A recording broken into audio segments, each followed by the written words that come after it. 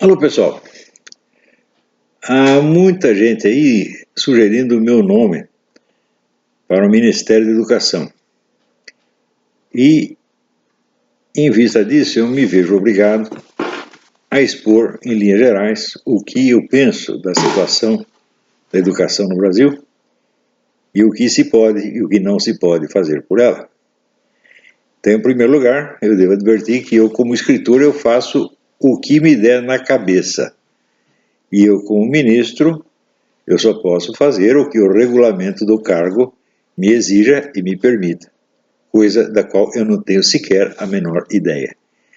Então, desde logo, me colocar no Ministério da Educação seria uma tremenda irresponsabilidade.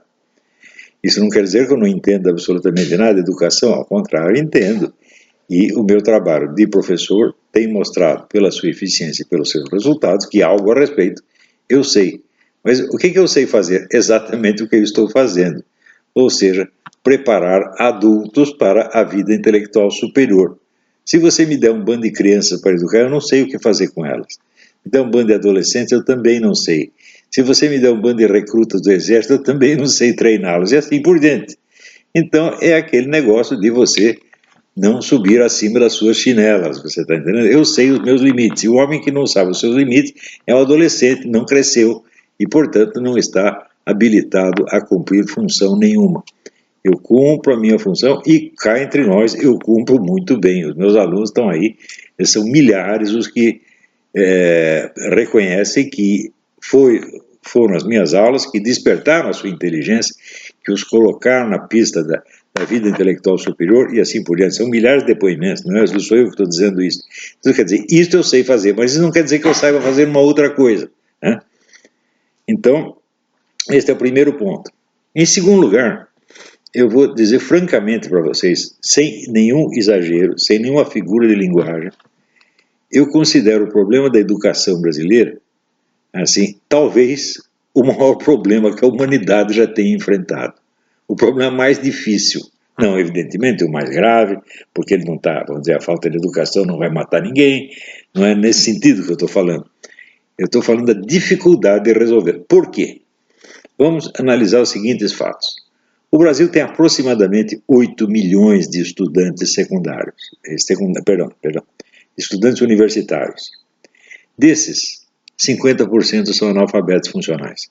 4 milhões. Ou seja, nós estamos colocando na rua com diploma superior e autorização para exercício de profissões superiores 4 milhões de analfabetos funcionais por ano. E isto já vem há muito tempo. Então você pode calcular assim, no mínimo, dos profissionais que exercem funções superiores no Brasil, há pelo menos 40 ou 50 milhões de analfabetos funcionais. E essa gente, assim, está atendendo, né, as pessoas como médicos, está lidando com os interesses deles como advogados, está construindo casas, máquinas, equipamentos para eles como engenheiro e assim por diante.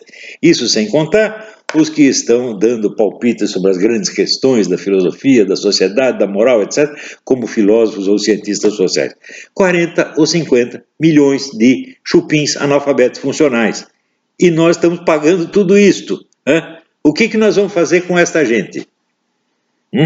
Se fosse em Cuba, não teria problema nenhum. Mandaria todo mundo cortar a cana. Caça o diploma e manda cortar a cana. Só que nós não podemos fazer isso. Nós não temos meios de agir para consertar este problema. Então, chega lá, o sujeito agora eu sou ministro da Educação. Tá? Você não vai ser ministro da Educação, por exemplo, você vai ser o ministro da falta de educação. No ensino secundário, nós temos aproximadamente 28 milhões de inscritos, que sistematicamente, todo ano, tiram os últimos lugares nos testes internacionais, abaixo dos alunos da Zâmbia, da Serra Leoa, do Paraguai, dos países mais pobres que você possa imaginar. O que nós vamos fazer com isso, gente? Sabe o que produziu isso? Eu vou lhe dizer. O que produziu isso foi a mentalidade criminosa que considera a educação um benefício que o Estado está dando ao indivíduo. Considera a educação um direito de todos. Né? Então, é assim, esta ideia introduz na cabeça do cidadãozinho a crença de que ele está recebendo a educação e o seu diplominha secundário ou superior, para o seu benefício, não para que ele preste algum serviço à sociedade. Então você tem direito a um canal de ascensão social, e você pega o canal com o nome de diploma, e você sai na rua enganando as pessoas, fazendo um serviço de merda, tá certo? E ferrando com a vida dos seus semelhantes e achando que está exercendo um direito. Esse direito não existe, meu filho. Hein? A educação superior não é um direito. Hein? De jeito, em hipótese alguma. A educação superior é um benefício que algumas pessoas recebem em função do trabalho superior e superiormente difícil que elas prestarão à sociedade, prestarão aos seus semelhantes. Ora, quem é que durante o exercício desse seu maravilhoso direito de acesso à educação superior está pensando nos seus semelhantes, está pensando no seu direito? E esse direito tem que ser dado para todos.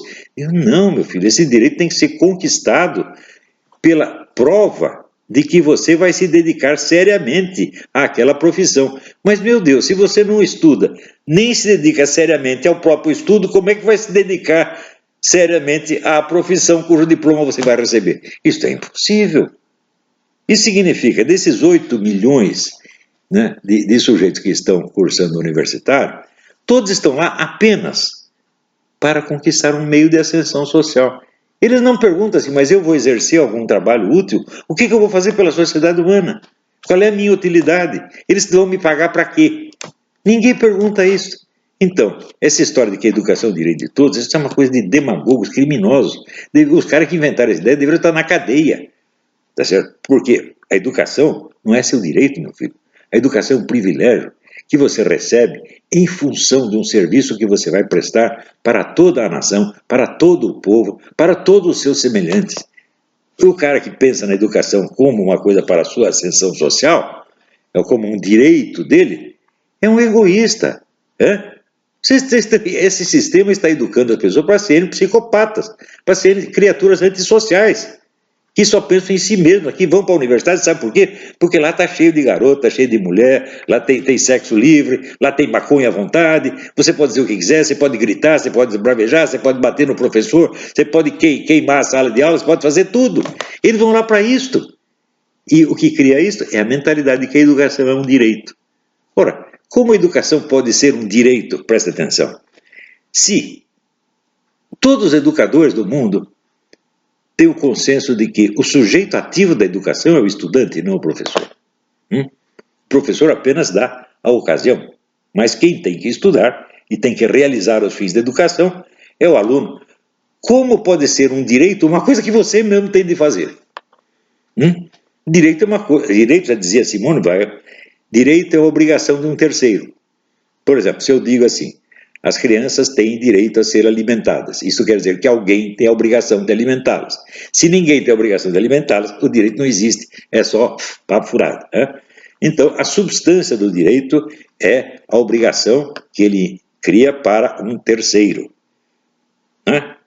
Ora, se a educação não é algo que o professor possa fazer por você, não é algo que o Estado possa fazer por você, mas que só você pode fazer por você, que sentido tem denominá-la um direito? A categoria do direito não se aplica absolutamente. Você pode dizer que o Estado tem a obrigação de tentar educar você, de dar algum instrumento para você, mas não de dar educação. Ninguém dá educação para ninguém. A educação, o aluno conquista por si mesmo. Aqui nos Estados Unidos, o educador de maior sucesso chama-se John Taylor Gatto, G-A-T-T-O. E ele descobriu o óbvio dos óbvios. As pessoas só aprendem o que querem. Portanto, o que ele ensina? Ele diz, eu ensino o que o aluno quer aprender. O resto eu não ensino. Então, se o aluno só pensa em basquetebol, muito bem, eu só vou ensinar basquetebol para ele. Só que o basquetebol passa a ser, vamos dizer, a raiz de onde surgem todos os ensinamentos necessários para a compreensão e a prática do basquetebol. Inclusive noções de fisiologia, de medicina, de física, etc. Tudo com base no beisebol. Se o aluno estiver interessado em luta de boxe, então vai ser a luta de boxe. Não importa o quão pequena seja a área de interesse dele. Qualquer área de interesse é o centro tá certo? De onde a educação irradia para todas as outras áreas. Então você pode pegar qualquer ponto de partida, serve. Agora, se você já vem com um programa pronto, olha meu filho, aqui você vai ter que aprender português, matemática, história geral, ciências, mais isso, mais aquilo, mais aquilo, mais aquilo, mais aquilo, você não vai aprender nada. Né? Eu afirmo para você, eu desisti do ensino formal muito cedo na minha vida, porque eu percebi exatamente isso. Eu falo, olha, eu venho aqui na escola para aprender só duas coisas, latim e biologia. Eram os únicos cujos professores, as únicas matérias cujos professores despertavam o meu interesse. Essas duas coisas eu aprendi. O resto, eu não sei o que os professores estavam falando. Nós tínhamos um professor de história, que era um homem eruditíssimo, só que ele já estava cego. Então, ele não dava aula, ele fazia discursos. Né? Até hoje eu não sei sobre o que ele estava falando. Ele não sabia, inclusive, onde estava a classe, às vezes ele começava o discurso, daqui a pouco ele estava voltado para a parede. Né? Como é que você pode aprender alguma coisa nesta base? Realmente não pode. Né? Havia os professores, havia inclusive uma diretora que foi pega dando para um aluno na sala da diretoria, e outro que foi pego vendendo diploma. Então, diante dessas coisas, eu falei, mas esse lugar aqui não é sério, esse lugar aqui é perigoso. Eles estão aqui para tomar o meu tempo, tomar as minhas energias. Eu fiz as contas. Se eu, em vez de vir para cá todos os dias, levo uma hora para chegar aqui, outra hora para voltar, tenho que carregar essa mala pesada, e tem mais isso, e mais aquilo outro, estou gastando um tempo desgraçado. Se eu ficar em casa e estudar 2 horas por dia, eu ganho muito mais do que isso. E a minha vida é a prova disso. Eu vou dizer uma coisa, eu sou uma das raríssimas pessoas que tem educação universitária no Brasil, porque eu conquistei por mim mesmo. Numa universidade brasileira é impossível. Impossível. Hein? Eu vejo, claro que eu não conheço todas as universidades, mas eu conheço suficientemente o ensino de filosofia e ciências humanas, que eu sei que é um desastre. Um exemplo do desastre é, por exemplo, o uso que se faz, que nas universidades, que os professores, como por exemplo esse seu Renato Janina Ribeiro e outros, fazem da palavra fascismo. Eles não têm a menor ideia do que foi o fascismo. Eles nunca estudaram isso. Não tem nenhuma substância histórica o que falam do fascismo. Nada, zero, zero, zero, zero, zero. Né? Eles partem de uma ideia que foi criada, vamos dizer, mais ou menos por Antônio Gramsci e outros marxistas, de que, como só o marxismo tem uma teoria racional da sociedade e da história, quem quer que se oponha àquilo está no irracional. Partindo do princípio de que o fascismo é racional, então o fascismo não é sequer uma ideologia, não é uma filosofia, não é nada. O fascismo é apenas violência, gente gritando, etc, etc. Graças a isso, todo mundo ignorou a ideologia inteira do fascismo. Né? Ninguém estudou, só começaram a partir dos anos 50. Graças a um sujeito chamado James Gregor, aqui nos Estados Unidos, e a um historiador italiano chamado Emilio Gentili. Eles falaram, vamos parar de chutar coisas, vamos estudar, vamos ver o que os caras realmente pensavam. Né? Daí você descobre isso que eu anotei num post ontem, né? Aquele problema, assim, de enigma terrível. Né? O fascismo e o socialismo são tão parecidos nos seus métodos de governo, mas tão parecidos, que chega a ser um enigma você perguntar por que eles se odiaram tanto. Né? E daí só tem uma explicação. Ambos eram regimes ditatoriais, violentos, cruéis, assassinos, tá certo? E sobretudo ladrões, tiravam tudo que o povo tem, reduz a fome, né? Mata, tortura, prende, etc, etc. Ambos faziam a mesma coisa, né? Censura para tudo quanto é lado, polícia política invadindo a sua vida. Era a mesmíssima coisa, só havia uma diferença. O comunismo se dizia herdeiro da tradição iluminista e, portanto, ele fazia tudo isso em nome da democracia, da liberdade, dos direitos humanos, de um futuro igualitário, papapá. E o fascista assumia que ele não gostava de liberdade, não gostava de direitos humanos, não gostava de democracia, e que o negócio era ditadura mesmo, e que o negócio era bater em todo mundo. Então eu comparo, de um lado você tem um hipócrita maquiavélico, do outro lado você tem um sincerista obsceno. Essa é a diferença fundamental entre comunismo e fascismo. E por isso os comunistas odiavam os fascistas, porque bastava aparecer um fascista no pedaço, que toda a hipocrisia do comunismo se revelava. Olha, esse cara aí está confessando não só os crimes dele, mas está confessando os seus também, que você esconde. Então, claro, tem que esconder o fascismo, tem que varrer o fascismo para baixo do tapete. Tá certo?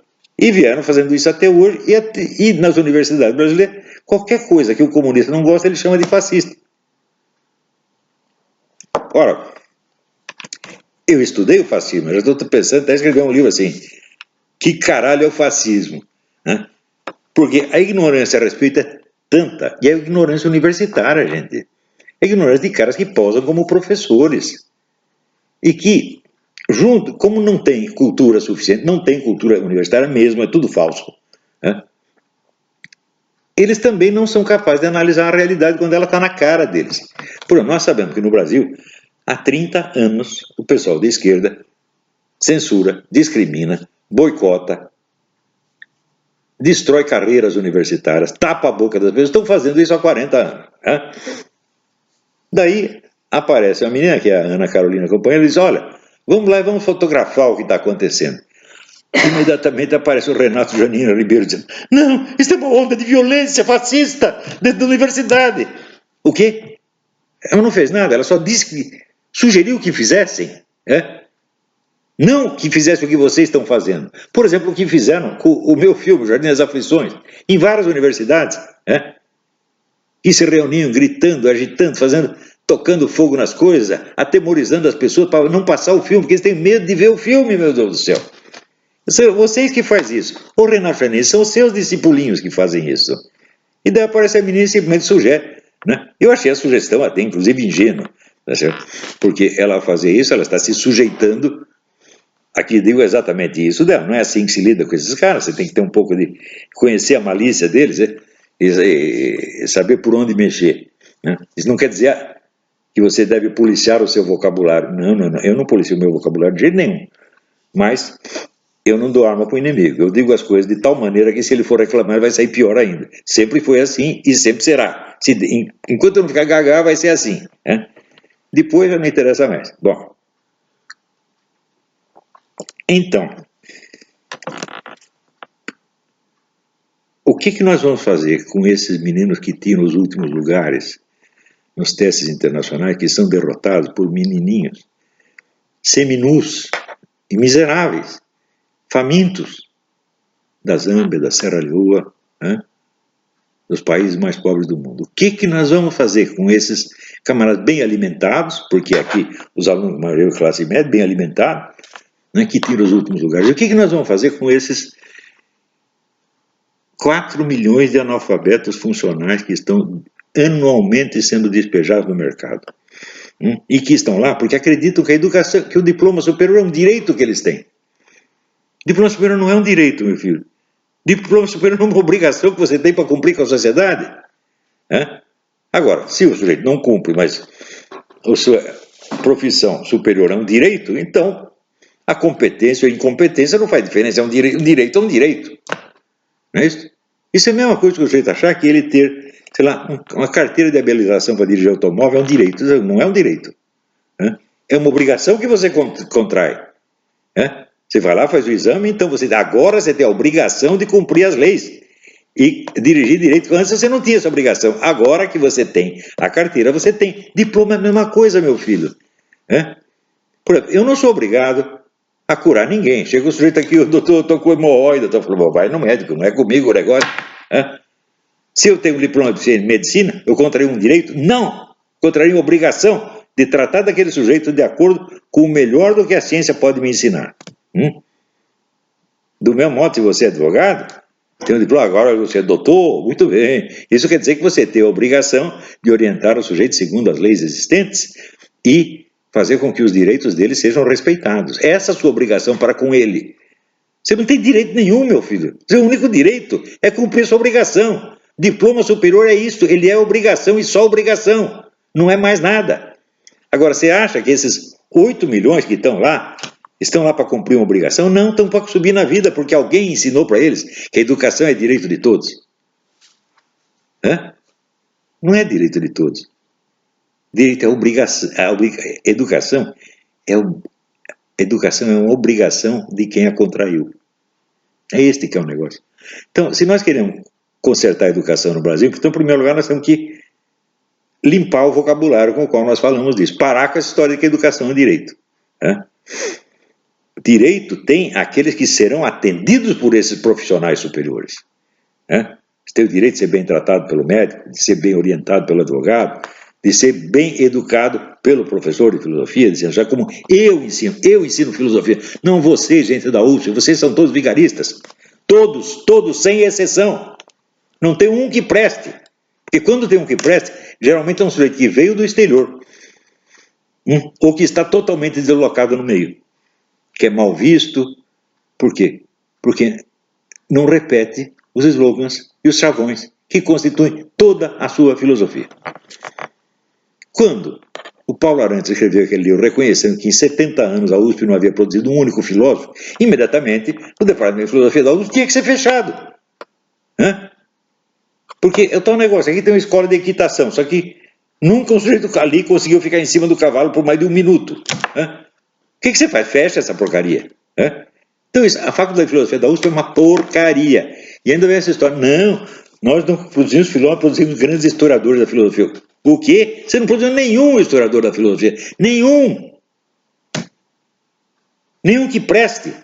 Porque o único livro bom de história da filosofia que eu vi no Brasil foi a do Castro Neri, História da Filosofia Antiga, que foi publicado em 1936, 37. Nunca mais vi nada que prestasse. Ora, eu mesmo dei um cursinho que em versão resumida foi depois publicado como CD e transcrição. Transcrição não gostei muito, está mal feita, mas que é a História Essencial da Filosofia. Que depois de aparecer seu Paulo Giraldelli, é o inventor do parto anal. Basta isso, ele diz que antigamente os homens não conheciam o coito vaginal, só o coito anal. E que o coito vaginal foi a descoberta tardia. Então vocês imaginam por onde nasciam as crianças, por onde se geravam e nasciam as crianças até então. O sujeito que diz isso, evidente, tem que estar internado no hospício. Mas ele, vendo o título do meu curso, criou um curso dele com o mesmo título. É isso. E esse cara é professor universitário. Bom, mas eu vi uma cena dos alunos dele quase batendo nele. Então entende-se o ensino que ele dá. Então, mas no Brasil, um país onde o Paulo Giraldelli é aceito como professor de filosofia, o país está acabado. Um país onde esse bocó de mola, tipo Renato Fernando Ribeiro, chega a ser ministro da Educação, e o Haddad, o famoso Cagade, chega a ser ministro da Educação, o homem que fala cabeçalho. Ora, cabeçalho é uma das palavras que o professor mais usa desde a escola primária. Ele nunca ouviu essa palavra, ou nunca leu aquilo, cabeçalho. Cabeçalho, você sabe o que é, né? É isso que você sente em cima. Então, isso quer dizer que a educação no Brasil virou uma piada macabra, pô. Agora, eu vou querer esse problema na minha mão para eu resolvê-lo? É claro que não. Eu acho que esse problema não tem solução. Sobretudo, no prazo de um mandato presidencial, não tem solução. Não esperem que o Bolsonaro resolva isso. Ele não é o super-homem, ele não é Deus. Este problema, só a sociedade brasileira como um todo, se tomar consciência do problema, talvez consiga fazer alguma coisa para resolver. Mas como é que vai tomar consciência do problema se todo mundo está embalado na ilusão de que a educação é um direito? Outra ideia pior ainda é que a educação é um meio de subir na vida. A educação não eleva ninguém. Isso aí uma vez a Odebrecht, que a Fundação Odebrecht me pediu um parecer sobre isso. Eles estavam lançando uma campanha para o povo exigir melhor educação. Ele falou, vai dar certo? Eu falei, não, não vai.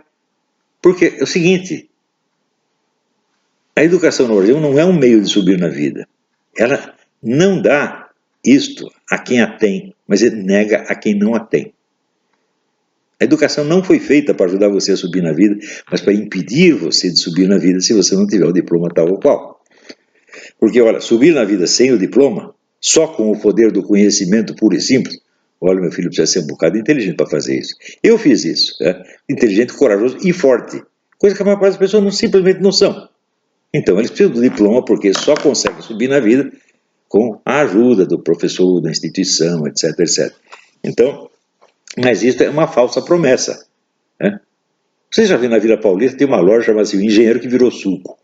O nego tinha lá um diploma de engenheiro, não conseguiu ganhar um tostão, abriu uma lojinha de suco na Vila Paulista e fez o seu pé de meia com o suco. Nós sabemos que em muitos países a situação é assim. Na Rússia é assim. Na Rússia você encontra engenheiro, médico varrendo rua. Todo o regime comunista dava diploma de curso superior para todo mundo. Só que não havia emprego para todo mundo. Né? Então, esta coisa da educação como direito é uma mentira. Isso tem que acabar. A educação não é um direito que você tem. A educação é uma obrigação que você contrai para com toda a sociedade. Basta colocar esta ideia na cabeça e você já começa a ver as coisas com mais realismo. Agora, o nosso problema não é como nós vamos educar mais brasileiros. Né? O problema é o que nós vamos fazer com os analfabetos funcionais que já estão na rua. Você sabe quantos analfabetos funcionais tem no parlamento? Né? Pelo menos 50%. Né? Uns 300 neguinhos lá. Né? 300 analfabetos funcionais. Tudo falando grosso. Tudo achou doutor. Né? No ministério. Né? Quantos analfabetos funcionais tem no ministério Lula? Né? No ministério Dilma? E assim por diante. Isto é um desastre educacional como nunca aconteceu no mundo. Né? Agora, vocês querem me botar no ministério para resolver isso? Meu Deus, que poderes tem o ministro da Educação? Em primeiro lugar, se está sob o ministério, o Brasil já assinou convênios internacionais que têm valor de preceitos constitucionais. O cara não pode voltar atrás, ele está amarradinho. O que você quer que ele faça? Né? Então, uma coisa que eu penso é o seguinte: a educação no Brasil não tem solução no nível federal. Talvez no municipal ou estadual ainda tenha, porque eles têm mais margem de manobra. E, sobretudo, na esfera da iniciativa privada, você pode fazer muita coisa. Agora, no Brasil, há 50 ou 60 anos, só se concebe dois tipos de educação.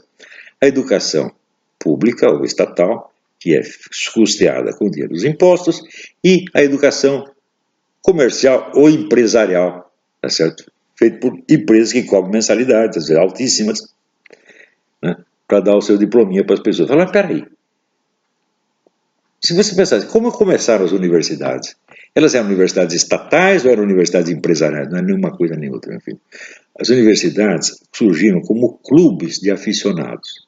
Quem criava a universidade? Os estudantes. Eles se reuniam e falavam, agora que professor nós vamos chamar? Chama fulano, chama fulano. Chamavam os melhores. Né? Porque eles estavam zelando pelo seu próprio interesse. Agora, se tem lá uma equipe de profissionais, ou de burocratas, ou de empresários, eles vão querer resolver a coisa da maneira que seja mais simples para eles, né? Mais simples e mais lucrativa, seja para o Estado, seja para a empresa. Então nós temos que sair dessa estase do público-privado. Né? Você veja, nos Estados Unidos, os Estados Unidos tiveram a melhor educação do mundo até que criaram o seu Ministério da Educação no governo de Jimmy Carter. A partir daí a coisa foi para baixo. Não chegou ao nível brasileiro ainda, mas está caindo, está caindo. Né? Por que era assim? Porque a educação não era da responsabilidade do governo, a educação é da responsabilidade de todos. Então, em vez de dizer educação, direito de todos, não, educação, um dever de todos. É um dever das empresas, é um dever das igrejas, é um dever dos clubes, é um dever das comunidades de bairro e assim por diante. Todos têm que montar escolas e prover a educação a mais barata ou gratuita, se possível.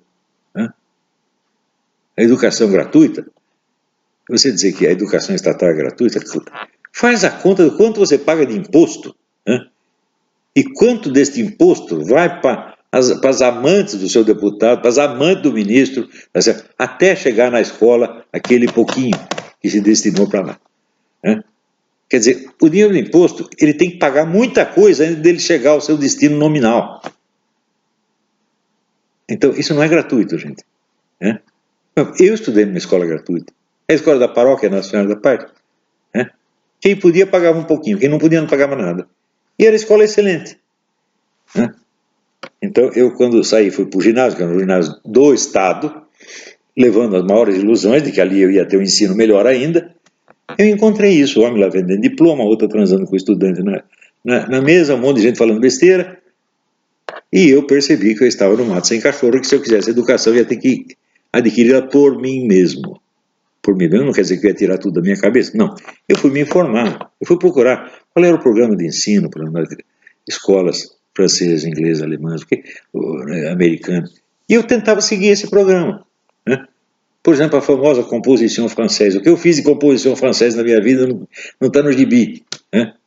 Eu não tinha um professor me fiscalizando, mas eu mesmo tinha que avaliar aquilo, né?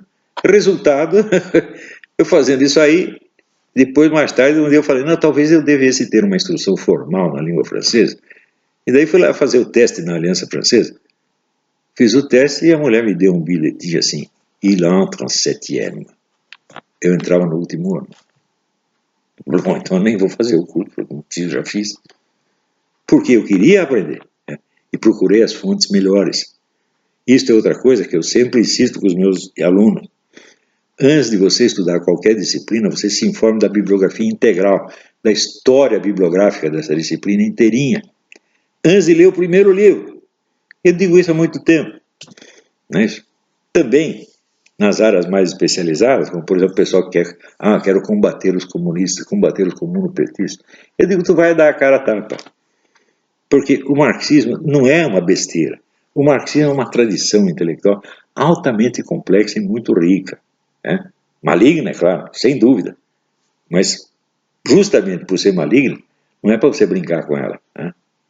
Não é para você achar que você com 2 tapas vai derrubar tudo aquilo. Eu fiz um programa de estudos para isso, está no artigo Estudar Antes de Falar, né? É um programa de estudo que leva, em média, 5 anos, mas que uma pessoa aplicada pode fazer em 2, talvez até em 1, se correr. Quem não fez esse programa não está habilitado a combater comunopetista nenhum. Ele está habilitado, claro, a combater no nível puramente militante, de tarefeiro, de vai lá, picha o muro, distribui esse panfleto, é isso sim, mas isso é o máximo que você vai poder fazer. Mas o Brasil está cheio de cientistas políticos dando palpite, né? Todo mundo tem sua interpretação da sociedade, é um negócio impressionante, é quase só besteira, né? Então, por exemplo, você pode ver o track record dessas pessoas, quando que elas acertaram as suas previsões, porque uma das finalidades da ciência é prever o que vai acontecer. Baseado no que aconteceu, você mais ou menos prevê o que acontece. Bom, estou fazendo previsão há 30 anos, tudo dá certo. E esses caras, né? Até ontem estava cheio de gente dizendo, de boca cheia, não, é impossível o Bolsonaro se eleger, nunca será presidente. Tudo professor. Porra, dei um pé na bunda desses professores, são tudo charlatão, vigarista, porra. Vocês não estão entendendo, estão gastando dinheiro, ou pagando mensalidade, ou pagando imposto para sustentar esses caras, porra. E eles são os analfabetos funcionais que estão criando outros, criando e diplomando outros analfabetos funcionais. Por isso que eu digo, isto é um problema que talvez só Deus resolva, porque é muita gente, né? É muito charlatanismo, é muita mentira, é muita falsidade demais, né? Como é que nós vamos restaurar a verdade da educação? Porque tem tantas pessoas que vivem só da mentira a respeito, né? Pessoas que fizeram da mentira a sua arma na luta pela vida e que não podem desistir. Como, por exemplo, esse pessoal petista, por que você acha que eles estão tão desesperados assim? Porque eles sabem que mudando o governo, os crimes deles vão ser investigados e eles vão ir para a cadeia. É muito simples. Quem matou o Celso Daniel? Quem matou as testemunhas do Celso Daniel? Quem matou o legista da investigação do Celso Daniel? Quem matou essa gente na pensão que estava o Adélio? Quem armou a mão do Adélio? Quem deu dinheiro para o Adélio fazer isso? Como é que apareceu um advogado caríssimo? Amigo do Haddad, no dia seguinte está lá defendendo o cara. Tudo isso vai ser investigado. Sem contar os crimes que eles fizeram, falando no BNDES, de tirar mais de R$1 bilhão do Brasil, para dar para esses criminosos que governam Cuba, Angola, Venezuela. Ou seja, tiraram do povo brasileiro, que está passando necessidade, para dar para governos que estão levando à míngua os seus cidadãos e, quando eles protestam, os matam. Quer dizer, o número de crimes dessa gente é imensurável. E tudo isso vai ser investigado. Então, assim, não é que eles não querem sair do poder, eles não podem. Porque eles sabem que se sair, então, sai dali e vai para a cadeia. Então, no setor da educação, a mesmíssima coisa. Por exemplo, a indústria do livro didático no Brasil. Gente, isso é uma vergonha. É uma vergonha. Daí aparece, a Editora Abril tem um projeto de educação. Quem ferrou com a educação no Brasil foi a Editora Abril. com as revistas Escola, Nova Escola e Sala de Aula, que vendia só essas ideias desses educadores comunistas, manipuladores, tipo Celestão Freinet, Emília Ferreiro e outros. Eu sei por quê, eu trabalhei lá um tempinho. A redação só tinha comunista, o único que não era eu. E por isso mesmo era considerado um tipo exótico, excêntrico. Não que me tratassem mal, naquele tempo ainda não estava radicalizado assim, até as menininhas comunistas eram muito simpáticas. Mas só escreviam besteira. Então, agora vem aí a editora Abril. Ora, meu Deus do céu. Esses tívidas são todos pseudo-intelectuais, vocês não perceberam ainda, não? Metido pra caramba. Só que no Brasil o sujeito ganha um dinheiro, herda do dinheiro do pai, ele acha que ele é um gênio, ele acha que ele é Albert Einstein. Né? Tem esse gente tipo os Tivita, o Frias, os Marinhos, são tudo assim. E a opinião pública brasileira está na mão desses caras. Então, eles são efeito da educação brasileira. Todos esses. Como é que nós vamos resolver isso, gente? Então, me oferece o Ministério da Educação. Fala, prefiro que você xingue a minha mãe. Entendeu? Se é para ofender, já xinga logo a minha mãe. Não me chama de ministro, pelo amor de Deus, tá bom? Até lá, obrigado.